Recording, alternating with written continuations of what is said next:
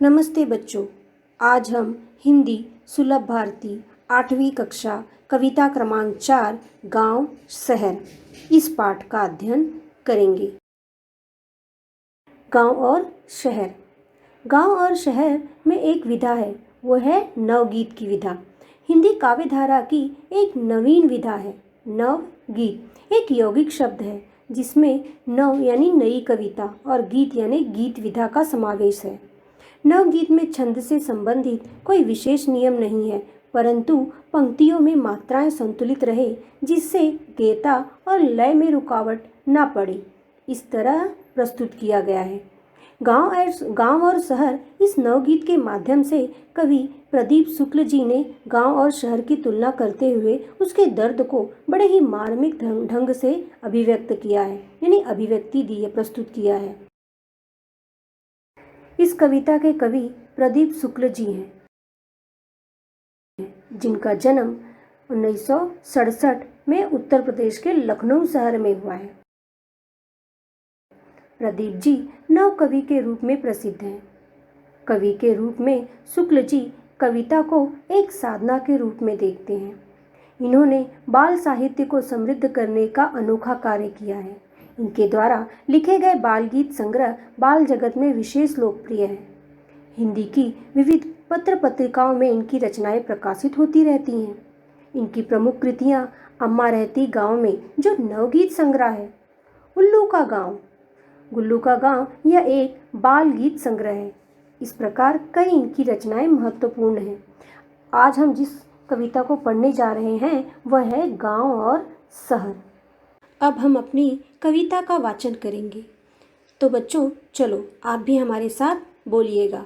बदला बदला सा मौसम है, बदले से लगते हैं सुर, दीदा फाड़े शहर देखता गांव देखता टुकुर टुकुर, गांव देखता टुकुर टुकुर, दिल रखने की जगह नहीं है, शहर ठसा ठस भरे हुए, इधर गांव में पीपल के हैं सारे पत्ते झरे हुए, सारे पत्ते झरे हुए, सारे पत्ते झरे हुए, मेट्रो के खंभे के नीचे रात गुजारे परमेश्वर, दीदा फाड़े शहर देखता गांव देखता टुकुर टुकुर, गांव देखता टुकुर टुकुर, गांव देखता टुकुर टुकुर।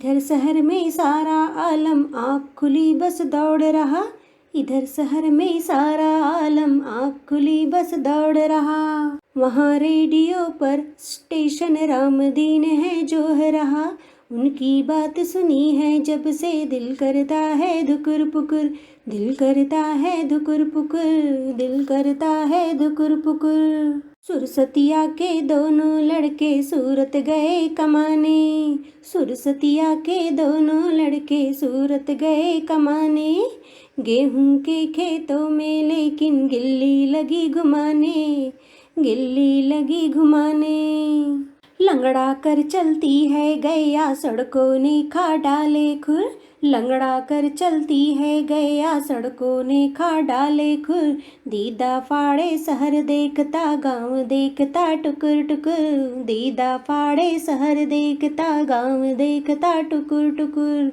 अब हम आगे चलते हैं। हमारी जो कविता है गांव और शहर, अब हम अपनी कविता पर चलते हैं गांव और शहर, और साथ ही साथ इस कविता का वाचन भी करेंगे। इसके साथ हम भावार्थ भी देखते ही चलेंगे और साथ साथ कठिन शब्द पर भी ध्यान देते चलेंगे। बदला बदला सा मौसम है, बदले से लगते हैं सुर, दीदा फाड़े शहर देखता गांव देखता टुकुर टुकुर, गांव देखता टुकुर टुकुर। दीदा, दीदा यानी नयन, आंखें, इसका अर्थ होता है आंखें। दीदा शब्द का अर्थ होता है आंखें।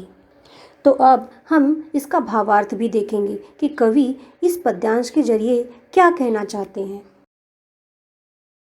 तो बच्चों, गांव व शहर का नक्शा बदला हुआ दिखाई दे रहा है। नक्शा, नक्शा यानी चित्र, मानचित्र, तस्वीर, अर्थात गांव का नाम लेते ही हमारे मन में एक तस्वीर उभरती है कि गांव हरा भरा होता है, हरे हरे खेत खलिहान वहाँ पर होते हैं। तो शहर का नाम लेते हुए हमारे मन में एक तस्वीर उभरती है कि शहरों में ऊंची ऊंची इमारतें होती हैं, कल कारखाने होते हैं। इस तरह गांव और शहर में के बारे में हम सोचते हैं। लेकिन आज जो दौर चल रहा है, जो समय चल रहा है, उस समय में गांव और शहर का नक्शा बदला हुआ दिखाई दे रहा है। यानी गांव और शहर का नक्शा जो है वो बदला हुआ, उसमें परिवर्तन दिखाई दे रहा है। आज के समय में गांव व शहर का मौसम बिल्कुल बदला सा प्रतीत हो रहा है। अर्थात गांव व शहर में भारी परिवर्तन होता दिखाई दे रहा है। तो कवि के अनुसार गांव व शहर के जीवन में जमीन आसमान का अंतर है और शहर अपनी आंखें फाड़कर अपने नए रूप को देख रहा है। आंखें फाड़कर अर्थात आंखें फैलाकर, यानी एकदम आश्चर्यचकित होकर वो अपने बदलते हुए स्वरूप को, अपने बदलते हुए रूप को देख रहा है। तो दूसरी ओर गांव भी एक टक नजरें गड़ाकर अपने बदलते हुए रूप की ओर देख रहा है। अर्थात कि गांव भी टकटकी लगाए, यानी बिना पलक झपकाए वो अपने बदलते हुए स्वरूप को देख रहा है। अब हम अपने दूसरे पद्यांश की तरफ चलते हैं। तिल रखने की जगह नहीं है, शहर ठसाठस भरे हुए, उधर गांव में पीपल के हैं सारे पत्ते झरे हुए। जी हाँ बच्चों, तिल रखने की जगह नहीं है, शहर ठसाठस भरे हुए, उधर गांव में पीपल के हैं सारे पत्ते झरे हुए, सारे पत्ते झरे हुए। इस पद्यांश के जरिए कवि कहना चाहते हैं कि शहरों में भीड़ भाड़ है, अर्थात जनसंख्या ज़्यादा है, यहाँ अधिक लोग रहते हैं और इस तरह अधिक लोग रहने के कारण यहाँ पर लोगों को पर्याप्त जगह नहीं प्राप्त होती, नहीं मिलती। कहने का अर्थ है कि बढ़ती हुई जनसंख्या के कारण लोगों को रहने के लिए पर्याप्त जगह नहीं होती, यानी पर्याप्त जगह भी नहीं मिलती और साथ ही साथ उनको सारी सुख सुविधाएं भी प्राप्त नहीं होती। यानी जो सुविधाएं उनको मिलनी चाहिए, रहने की, खाने की सुविधा, पानी की सुविधा, ये बाकी सुविधाएं भी उनको सही तरीके से नहीं मिल पाती। कारण शहर में इतनी भीड़ है कि वहाँ पर तिल रखने के लिए भी जगह उपलब्ध नहीं है। ध्यान दो बच्चों, यहाँ पर कवि ने कितना अच्छा उदाहरण दिया है। तिल, तिल अर्थात जिसका हम लड्डू खाते हैं, चिक्की खाते हैं, तिल के लड्डू। ध्यान आ रहा है बच्चों? तिल की चिक्की जो बनी हुई हम खाते हैं, जो गुड़ में बनी हुई होती है, जिसको हम खाते हैं। यहाँ पर कवि का कहने का अर्थ है कि शहर में इतनी भीड़ है कि वहाँ पर तिल रखने के लिए भी जगह उपलब्ध नहीं है। अर्थात कि शहर में जनसंख्या इतनी ज़्यादा बढ़ गई है, शहर में लोग इतने ज़्यादा रहने लगे हैं कि वहाँ पर अगर तिल रख दिया जाए उसके लिए भी हमें पर्याप्त जगह प्राप्त नहीं होगी, पर्याप्त जगह नहीं मिलेगी। ये तो हुआ शहर का उदाहरण। शहर में तिल रखने की जगह नहीं है, अर्थात यहाँ पे जनसंख्या अधिक है। तो गांव के लिए कवि ने क्या कहा है? गांव के लिए कवि ने कहा है कि गांव में पीपल के पेड़ के पत्ते झड़ गए हैं। झड़ गए हैं यानी पीपल के जो पत्ते होते हैं वो टूटकर नीचे गिर गए हैं। जब पत्ते सूख जाते हैं तो पेड़ से नीचे गिर जाते हैं ना, उसी तरह कहने का अर्थ हुआ कि गांव के जो लोग हैं वो शहर की तरफ पलायन कर रहे हैं, यानी शहर में आकर रह रहे हैं। गाँव में कोई भी रहना नहीं चाहता। इससे हमारे जो गांव हैं वो खाली होते जा रहे हैं, वो वीरान नज़र आ रहे हैं, वहाँ पे अधिक जनसंख्या नहीं रहती। अब हम अपने तीसरे पद्यांश पे चलते हैं। मेट्रो के खंभे के नीचे रात गुजारे परमेश्वर, दीदा फाड़े शहर देखता गांव देखता टुकुर टुकुर, गांव देखता टुकुर टुकुर। हाँ बच्चों, मेट्रो के खंभे के नीचे रात गुजारे परमेश्वर, दीदा फाड़े शहर देखता गांव देखता टुकुर टुकुर, गांव देखता टुकुर टुकुर। यहाँ पर कवि कहना चाहते हैं कि शहर में मेट्रो के खंभे के नीचे सोकर परमेश्वर बहुत ही दयनीय स्थिति में रात गुजारता है।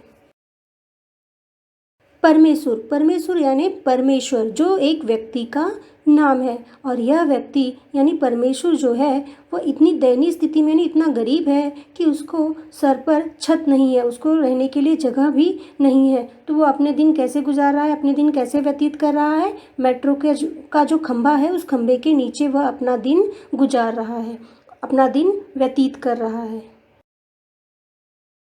शहर में सुख सुविधाएं तो बढ़ी हैं, लेकिन जितने लोग हैं उतनी सुख सुविधाएं नहीं हैं, यानी पर्याप्त मात्रा में सुख सुविधा नहीं है। ट्रेन की जगह मेट्रो तो आ गया, लेकिन जो लोगों का स्तर है, रहने का स्तर, वो गिरता चला जा रहा है, यानी लोग और भी गरीब होते चले जा रहे हैं। जिस बदलाव को शहर अपनी आंखें फाड़ कर देख रहा है, अर्थात अपने बदलते हुए स्वरूप को वह एक टक नज़र गड़ाए देख रहा है, आश्चर्यचकित होकर देख रहा है। और गांव का भी रूप बदला हुआ दिखाई दे रहा है, अर्थात गांव के लोग भी अब शहर की तरफ जा रहे हैं, तो गांव में भी कोई नहीं है। अब वहाँ पर भी बदलाव आ रहे हैं, वहाँ पर भी खेती करने का जो तरीका है, तौर तरीका, वो बदलता जा रहा है।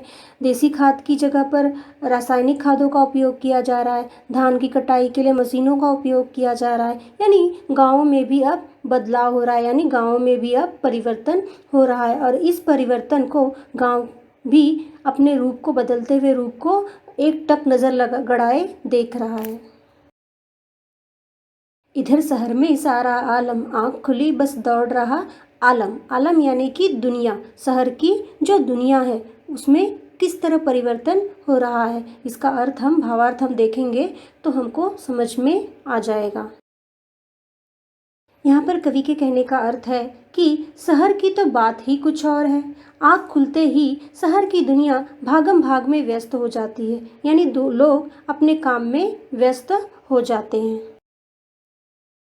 और पूरी दुनिया अपने अपने काम में व्यस्त हो जाती है, यानी किसी के पास किसी के लिए समय नहीं होता, सब अपने अपने काम में व्यस्त होते हैं, सब अपने अपने काम में लग जाते हैं। और जिस कारण कवि कहना चाहते हैं कि शहर की तो बात ही कुछ है और है, यानी शहर की बात एकदम निराली है। क्यों? क्योंकि वहाँ पर सर्वत्र सब जगह भीड़ है, हर जगह पर भीड़ दिखाई देती है। शहर में भीड़ होने के बाद भी किसी के पास किसी के लिए समय नहीं होता, कोई किसी को वक्त नहीं दे पाता, सब अपने अपने काम में व्यस्त होते हैं।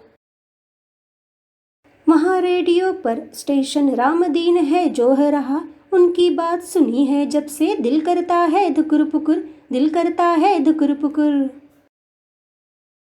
इस पद्यांश के जरिए कवि कहना चाहते हैं कि वही गांव में रामदीन नाम का एक व्यक्ति है जो एक किसान है। वह रेडियो पर स्टेशन जो रहा है, यानी स्टेशन लगने की राह जो रहा है कि स्टेशन कब लगे और कब मैं गाने सुनूं।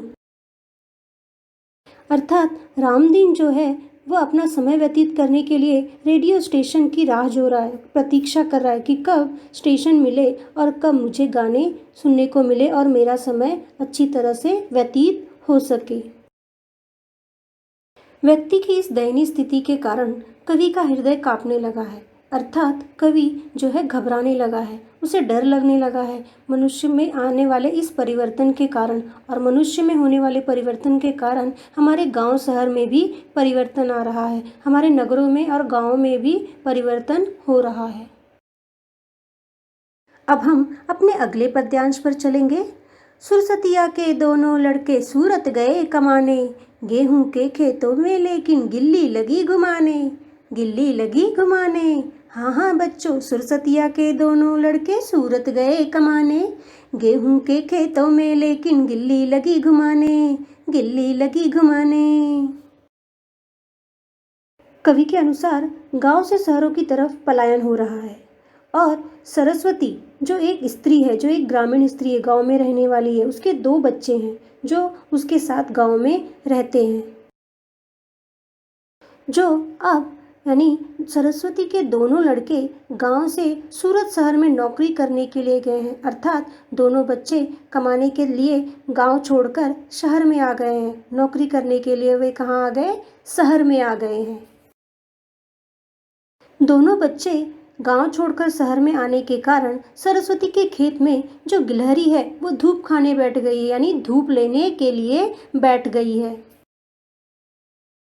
तो बच्चों, मतलब यह हुआ कि अब उसके खेत में कोई नहीं जाता, क्योंकि उसके दोनों बच्चे शहर गए हैं और खेत यूं ही परती पड़ गए, यानी खाली पड़े हुए हैं, जहाँ पर खेती करने के लिए कोई नहीं है, यानी उसके घर में अब खेती करने वाला कोई नहीं है। तो खेत कैसे हैं? परती पड़े हुए हैं, खाली पड़े हुए हैं। साथ ही साथ हम शब्दार्थ भी देखते हैं। सरस्वती जो एक स्त्री है यानी गांव की रहने वाली स्त्री। गिल्ली, गिल्ली यानी गिलहरी। घूमना, घूमना यानी धूप लेना, यानी खेतों में जो गिलहरी घूमती है वो क्या करती है, धूप लेती है। लंगड़ा कर चलती है गैया, सड़कों ने खा डाले खुर, दीदा फाड़े शहर देखता, गांव देखता टुकुर टुकुर, गांव देखता टुकुर टुकुर, गांव देखता टुकुर टुकुर। इस पद्यांश के द्वारा कवि कहना चाहते हैं कि गांव का शहरीकरण हो रहा है, काया पलट हो रहा है, परिवर्तन व प्रगति की होड़ में अब गांव भी पीछे नहीं रह गए हैं। गांव की मिट्टी धूल अब नदारद हो गई है। अर्थात गांव का शहरीकरण हो रहा है, मतलब गांव में जो सड़कें हैं वो पक्की होने लगी हैं, यानी गांव में पक्की सड़कों का निर्माण होने लगा है। पक्की सड़कों का निर्माण होने के कारण उन सड़कों पर चलते समय गैया के खुर को तकलीफ पहुंच रही है, यानी उनको तकलीफ हो रही है चलने के लिए। गैया के खुर को, यानी गैया का जो खुर होता है उसको तकलीफ हो रही है, उसको दर्द हो रहा है। गैया, गैया यानी गाय। खुर, खुर यानी सूंड, नक, जो गाय की नक होती है, जो गाय का नाखून होता है वो। तो पक्की सड़क होने के कारण जो हमारी गाय है यानी जो गैया है उसको चलने में तकलीफ हो रही है, क्योंकि उसके खुर में दर्द हो रहा है, उसके नाखूनों में दर्द हो रहा है। यहाँ पे शब्दार्थ भी देख लेते हैं। सड़क, सड़क यानी मार्ग। अब हम पूरे पद्यांश के भावार्थ को एक साथ देखेंगे। तो चलो हम इसके सार पर चलते हैं। आधुनिक सभ्यता के इस युग में गांव और शहर में कुछ अंतर नहीं दिखाई दे रहा है, यानी गांव और शहर में कोई परिवर्तन दिखाई नहीं दे रहा है। जिस तरह विकास शहर का हो रहा है, गांव भी पीछे पीछे विकास कर रहा है। इस प्रकार गांव व शहर का नक्शा बदला हुआ दिखाई दे रहा है, उसमें परिवर्तन दिखाई दे रहा है, जिसके कारण आज गांव का कायापलट हो रहा है, उनका शहरीकरण हो रहा है। इसी के वजह से हमारे गांव का जो स्वरूप है, जो उसका नक्शा है, वो बदला हुआ दिखाई दे रहा है। शहर में अधिक सुख सुविधा होने के कारण गांव में रहने वाले अपना खेती का व्यवसाय छोड़कर शहर की ओर पलायन कर रहे हैं, शहर की ओर भाग रहे हैं, यानी शहर की तरफ जा रहे हैं, शहर में रहना चाह रहे हैं। जिसके कारण शहरों में सर्वत्र भीड़ भाड़ दिखलाई दे रही है। यहाँ पे जनसंख्या अधिक दिखाई दे रही है। शहरों में अधिक जनसंख्या होने के कारण शहरों में लोग मेट्रो के खंभे के नीचे सोकर दिन गुजार रहे हैं, अर्थात जो व्यक्ति हैं वो बहुत ही दयनीय स्थिति में अपनी रातें गुजार रहे हैं, अपने दिन व्यतीत कर रहे हैं।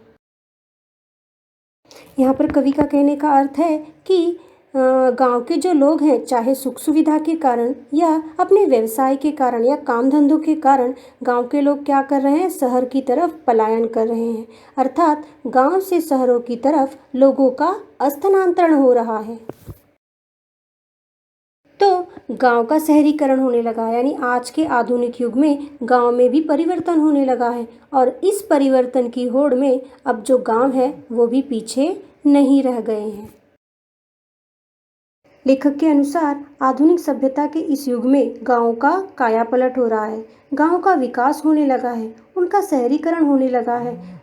इस तरह लेखक ने हमें गांव में होने वाले परिवर्तन को समझाया है, व्यक्त किया है।